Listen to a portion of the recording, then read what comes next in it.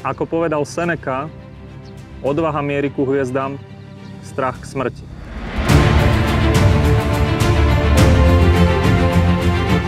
Volám sa Michal, som lekár a akrobatický pilot.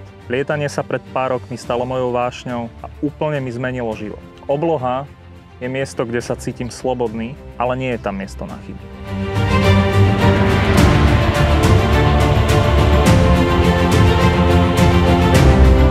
Letecká akrobácia kladie na pilota fyzické, psychické a nemalé finančné nároky. Vyžaduje obrovské množstvo tréningu a veľkú dávku pokory.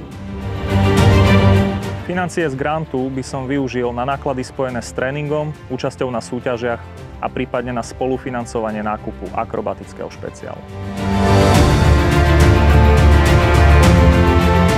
Anton de Saint-Exupéry povedal, cieľ bez plánu je len želanie.